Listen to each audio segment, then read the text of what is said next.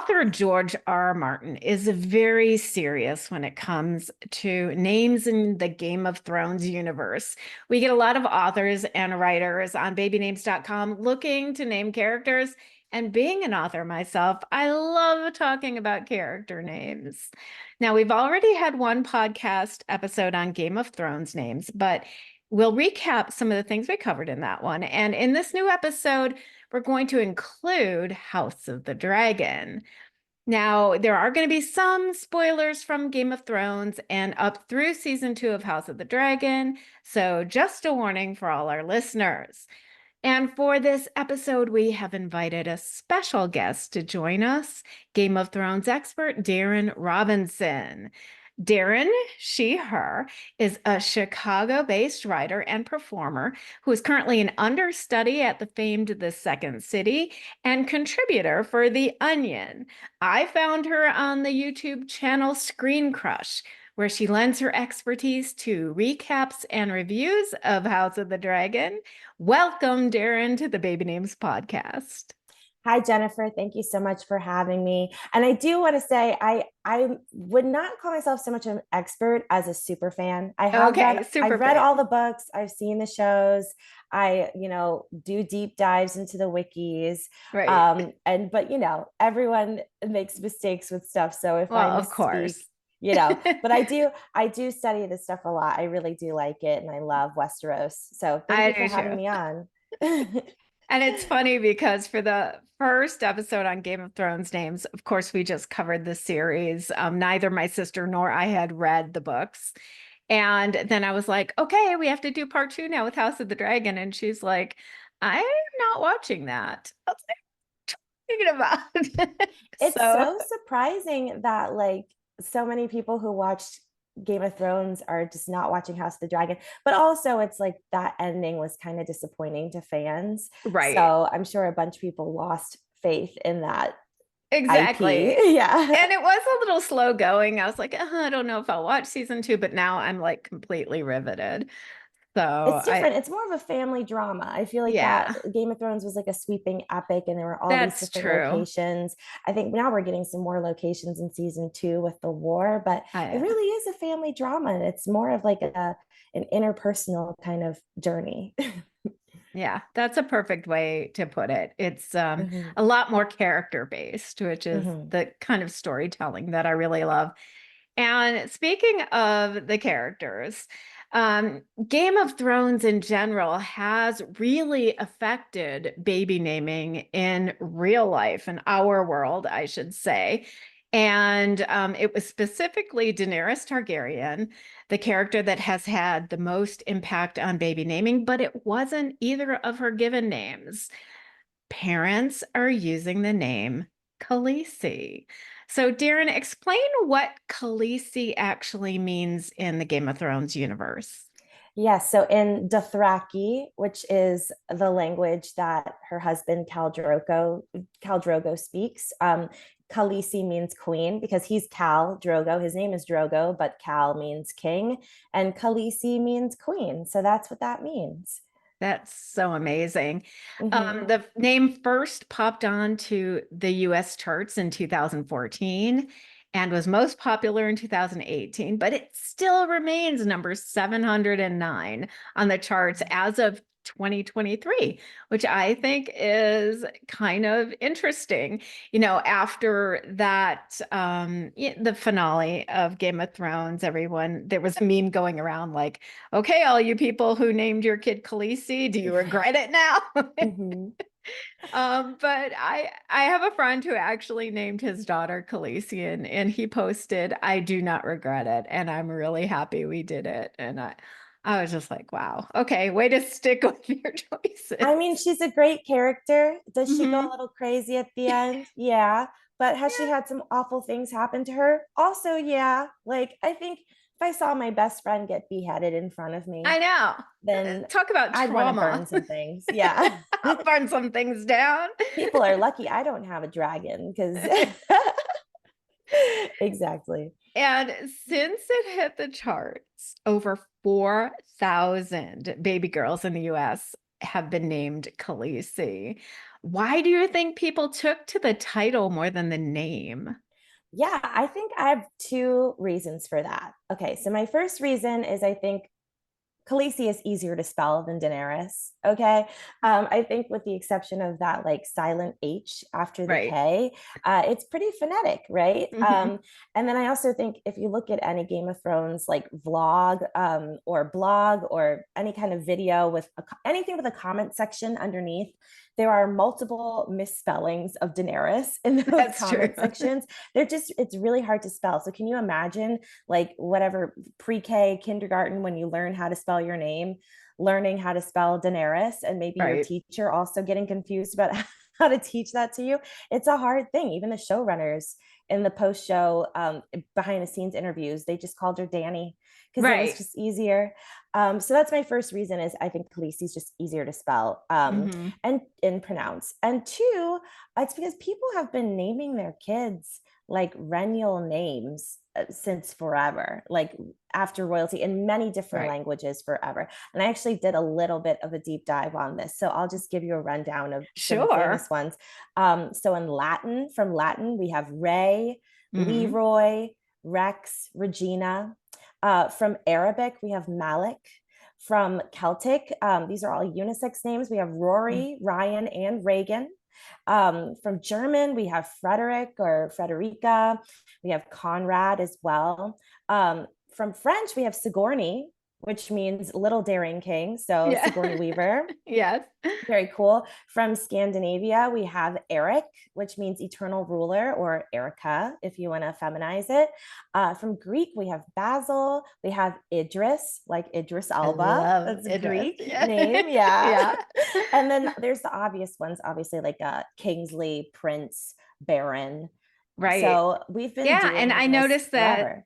exactly. King, princess, and prince are all still on the current top 1,000. So we do that in real Mhm. life. That is a really good point. Yeah. Um, the other brilliant thing that George does is combine two common real name elements to create a completely fictional name. For example, Jojen or Poliver Mhm. or Mathar, or just changing one letter of the name like Kemet or Renifer, which I think is really hysterical. I want to marry a Renifer, so it can be Jennifer and Renifer. And Yeah. it's brilliant because we already know how to pronounce those name elements. So it doesn't hop us up when we're either reading or watching. It doesn't take us out of the story if something weird it was, if a character was named a weird name. So why do you think though that some characters get completely made up names and some get like Robert and Jamie and Otto? Yeah, well, I mean, I think when you look at the story of Game of Thrones, there's been a lot of YouTube vlogs about this, how it's really based on the War of the Roses Mhm. that happened during Tudor England, and that there's a lot of elements that George R.R. Martin takes from medieval and Renaissance history, which is really cool, Mhm. especially British history. So with Aegon the Conqueror, we see that that's kind of like William the Conqueror, Mm. right? Yeah. We see like again the War of Five Kings in Westeros is like the War of the Roses. There's a Targaryen civil war in Fire and Blood. We've seen civil wars play out amongst families, but especially like the Yorks and the Lancaster uh, families kind of fighting. And so Right. I think that he's borrowing a lot from English history. And so he's using English names, but he's like, how can I make this fantasy? Let me just Mhm. like take some letters away. Let me switch some letters around. So I feel like Westeros is almost operating in a parallel alternate universe Mhm. from our actual like medieval England um, with dragons, Right. basically.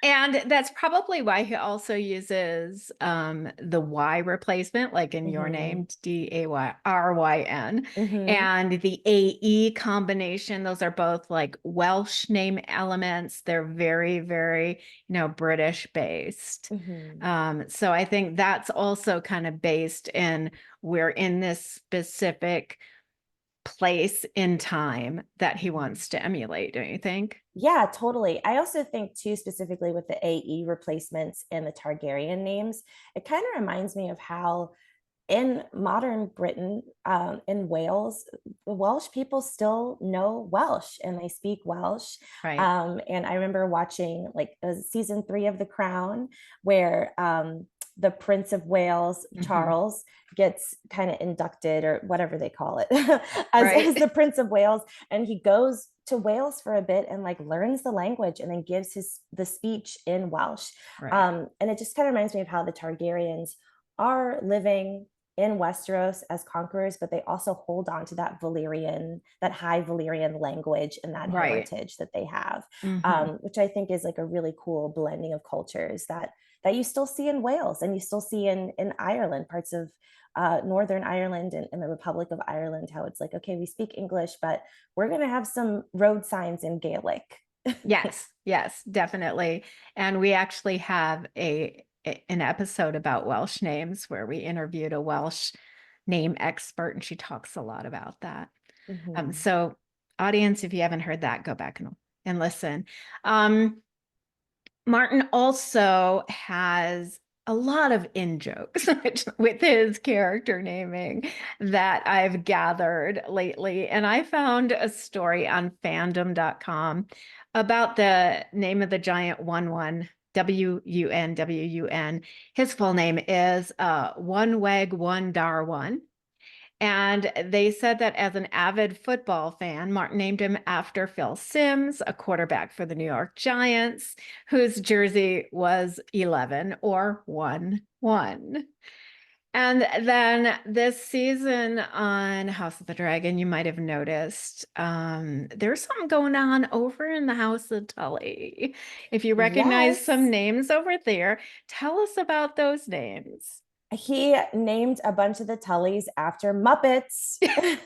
Jim Henson Muppets, actually.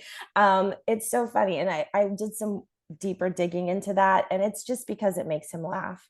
That's why George R.R. Martin does I it, love that. really. Yeah. And I think that's so great. I mean, first of all, the Riverlands are just kind of chaotic and they're kind of a mess, as we've seen on House of the Dragon season 2. It's really hard to get them to agree with each other. We have the Blackwoods and the Brackens Mhm. fighting each other. The Riverlands is also usually the place where a lot of the big wars are fought because it's just the central landlocked area region of Westeros. So everyone kind of brings their armies there. So they just cannot catch a break. So I think it's funny that the most chaotic region has a bunch of Muppets in charge. In this season, we have Grover Tully, who at the time of House of the Dragon season 2 is the Lord Paramount of the Riverlands, who is very old and sick and dying. And if you watched this most recent episode that came out, episode 6, he finally died. Mhm. But Grover was the Lord Paramount, and then he had a son, Elmo Tully.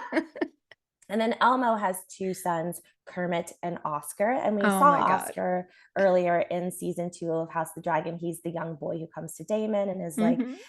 yeah, my grandpa is really sick right now, but he hasn't really made a decision on if he wants to back you in the Civil War. And Daemon's like, okay, well, do you want to like smother him with a pillow so that you can kind of move up in the line of Poor little succession? Oscar. Yeah. And he's like, what? I love my grandsire.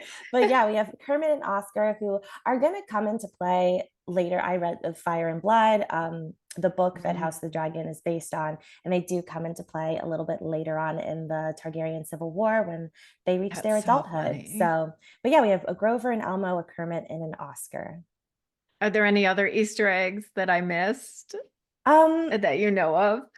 I mean, I know that there within the Targaryen household, there are people who are named after their predecessors, obviously. So we Hmm. have, for example, there's Rhaenys, who is the queen who Hmm. never was, is named after Rhaenys the Conqueror, who was one of Aegon's 2 sister wives. Right. The other sister wife, Visenya, her descendant is Rhaenyra's stillborn daughter. So at the end of season Mm. 1, Rhaenyra gives birth to a daughter right after she finds out that her father Viserys has passed away, and so all the trauma from that, she gives a stillbirth daughter, who apparently has dragon scales and wings, is one of the rumors that was in the Fire and Blood book. Right.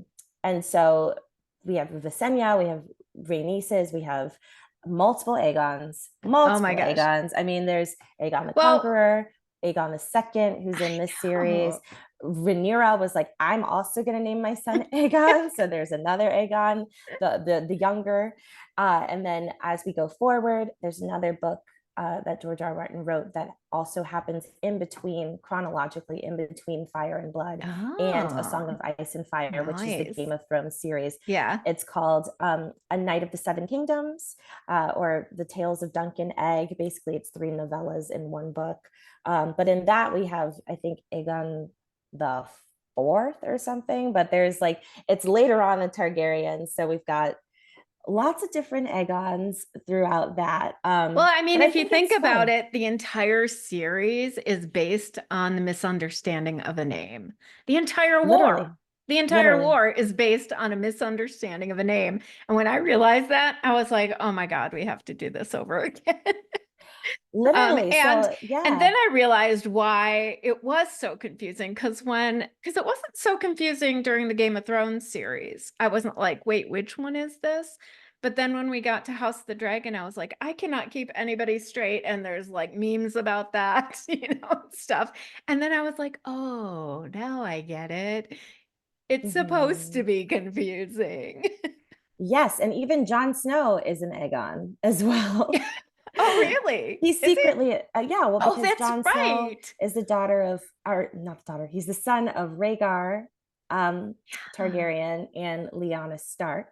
And so he is also an Aegon. Like, Lyanna names him Wow. Aegon, but then, knowing this Right. information, when Ned takes him in, he's like, well, we got to give him a bastard name. So we'll call him Jon Right. Snow. So nobody knows that he's maybe the prince that was promised, right? Yeah, that's really interesting. And we're going to kind of get into that now. This is a really good transition.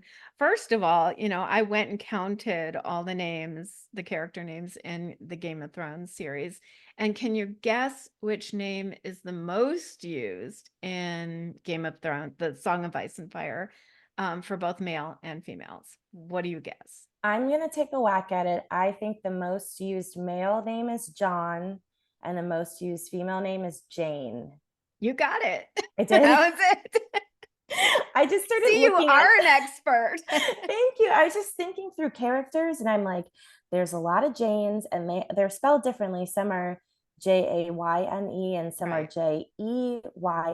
Like we saw Jane Eyre, who's Mhm. currently in Fire and Blood, who's the Lady of the Vale, Right. who is Rhaena's ward, has taken in Rhaena and the little 2 boys. That Jane Eyre, but there's so many different Janes who come up multiple times. And I'm like, I feel like that was pretty common. And then John, I mean, from the beginning of the series, we have Jon Snow, we have Jon Arryn, who we never see Right. on screen, but it's his murder that Hmm. is like the thing that kind of tips off Ned Stark to start digging into the incest of it all. Right. Uh, The so incest. so yeah, like there's just so many different Johns. And I feel like John too is just like an easy name Right. for George R.R. Martin to just be like, this guy's got an interesting last name. Let's call him John. Yeah. So let's talk about these last names. Yeah. Specifically, I mean, there's so much depth that he gave to the last names as well. I mean, I think Hmm. this is one author who just really used names as part of the culture, which is exactly what we do in our real Hmm. world. And that's why it engrosses people so much, is it draws you in because it's so familiar to us. Yeah. Um, so I thought all of the characters that were born out of wedlock just got Snow as their last name, but that's not the case, is it? No. It depends where they live. Can you explain that? Yeah, this is actually something that he borrowed from actual history and Hmm. the way things happened with bastards back in medieval times and moving forward from there. But each region, based on the region that you're born in as a bastard, is what you take as your bastard name. So, of course, we have snow for the north because it's cold, obviously. That's where you're most likely to find snow.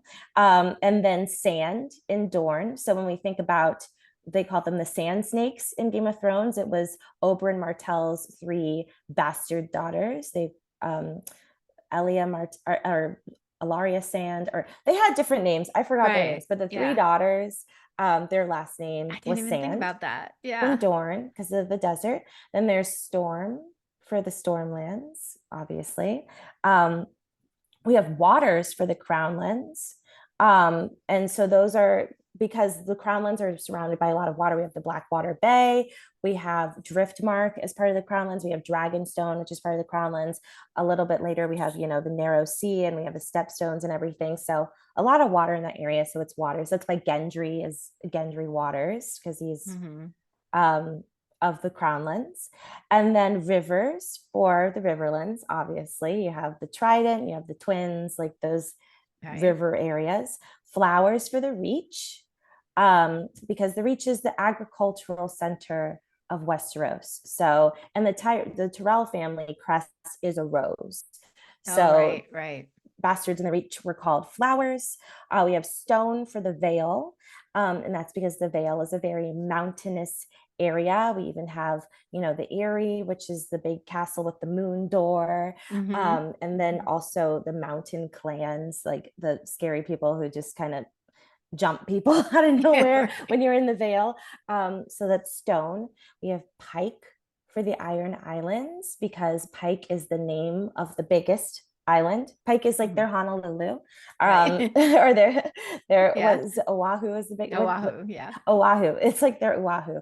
But we have Pike, and then we have the Greyjoys. Their castle is named Castle Pike.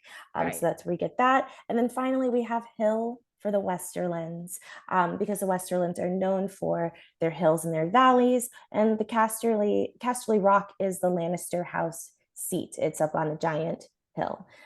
So yeah, snow, sandstorm, waters, rivers, flowers, stone, pike, and hill are Cool. all the bastard names that you will find in Game of Thrones. That is so neat. I just love how he Mhm. put so much thought into that.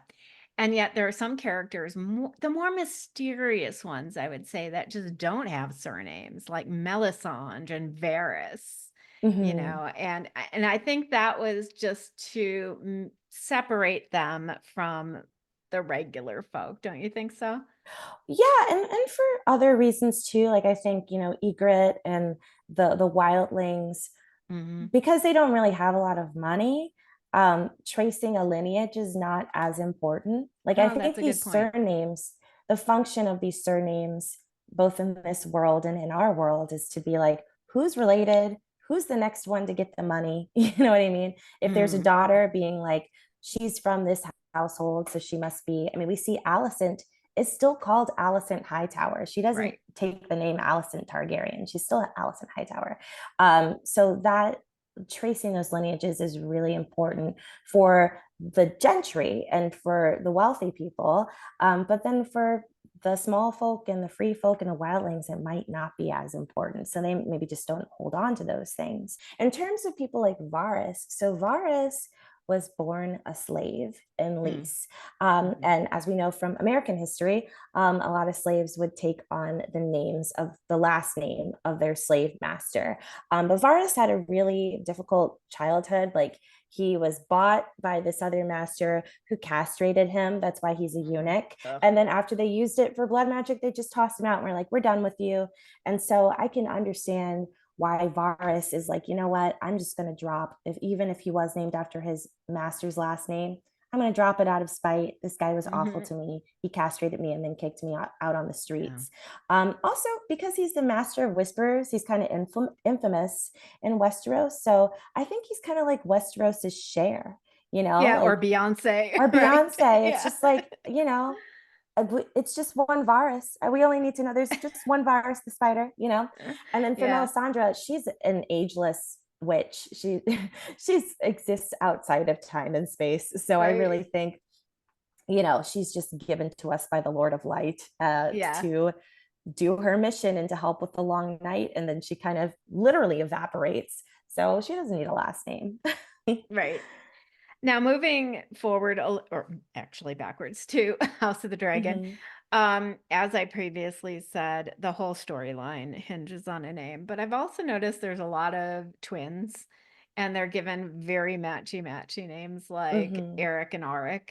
Mm-hmm. And I've heard people say Eric and Eric. It's not, it's Eric and Arik, It's right? Eric and Arik, Okay. Cargill or Cargill Cargill. and Cargill, yeah. Jahara and Jaharis. Mm-hmm. So I think is it more confusing in the book or is it more confusing in the series? I, it, As like a reader, I feel like it's less confusing in the book because you can always go back and be like, which one is which? Like right. Okay. during that whole section of Fire and Blood, I was like, who is who? Okay, the one with an A is with this side and the one with an E is on this side. And even now I forgot which one is which. um, but I think that it's intentionally, for those two, it was intentionally made confusing. So I I love that think little that was, plot line. I love that. And it's so sad how it doesn't work out in the end. And I know. yeah, but that, I think that was very intentional in terms of Jahara and Jaharis. I think like that one was actually more for the television show than for the book, Mm. because in the book they have another son whose name is Uh-huh. Maylor, I believe. Like they Mm-hmm. have three kids, and so it's Jaharis and Jahara, the twins, and then there's little Maylor, who's the third kid. And so in that setting, when in the book, when Blood and Cheese come in and abduct, or hold them hostage and are like, okay, Mm-hmm. pick a child. Helena's not picking between her twin boy and girl. She's picking Oh, between her two sons. She's picking between interesting. Jaharis and Maylor. So to answer your question, Jaharis and Jahara, I think that was just them being cute. They're like, we have a twin boy and a girl, so cute. They'll probably marry Right. each other later on. Yeah. Right. In Exactly. their No. minds, they're like, that's how it happens, Yeah. right? Yeah. We have twins. Let's just name them like Michael and Michelle, I think it took me till like episode 4. I'm like, wait, everyone's calling Allison mom. I'm like, why is everyone calling Allison mom? No, it's they got to keep Yeah. the blood of the dragon strong, and there's In the actually like, family. yeah, in Fire and Blood, like early, like during Aegon the Conqueror and all that stuff, they actually made like some kind of exemption for them. So like in the Faith of the Seven, a lot of people were like really upset because they're like, they do incest, ew. And then Yeah. there was like a Targaryen exception that they put into the Wow. law of this church, where they were like, well, except for the Targaryens, because they have to keep the blood of the dragon strong. And so they can do incest, but everyone else, no, no, no. Okay, last question. Mm-hmm. What are your favorite character names? And would you use them for your child or a pet? Okay. Well, a favorite character name, I think for me, is Visenya. It's such a cool Mm. name. It sounds cool on the tongue. And Visenya the Conqueror, who was Aegon's wife, she was kind of a badass. Like Mhm. Vagar was her dragon. She was Vagar's original rider. Vagar, who's the biggest dragon now on House the Dragon. So she had Vagar. She also wielded Dark Sister, which is the blade that Daemon carries now. So I'm like, she like rode into battle. She has a sword. She's like the second biggest dragon. She's really cool. But realistically, I could probably only name a pet that. So if I had like a dog or something, I'd probably name her Visenya. In terms of like kids, um, still kind of far out. I'm still in my 20s, so I'm not really thinking about that. All right. But maybe I love the North. The people in the North have really beautiful names to me.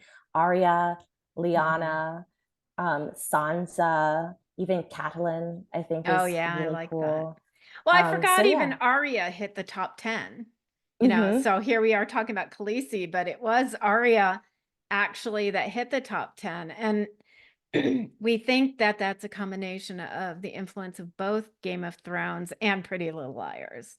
Like perfect Yes. storm came together and people used that name during that whole time. Right. And it's not so far-fetched. I mean, Mm. Aria is like an opera term, Right. or I mean, it's Yeah. been a name that's short for Ariana, like it's been around, so it kind of makes a lot of sense. But I really like the name Aria, and I really like Sansa. I think that's a beautiful name. Sansa's really pretty. I even like Hmm. Cersei. Like I if like you Cersei spelled too. it the other way, Circe, The the Greek Greek way, like goddess. the Yeah. Yeah, yeah. like I don't that. like the way she spells it in Game of Thrones, but I love her character. She's Yeah. my favorite character. Really? Yeah, she's Wow. evil, but she's so fun to watch. Like she's evil in a Yeah. fun way, like not like a Ramsay Ramsay. Ugh. Bolton.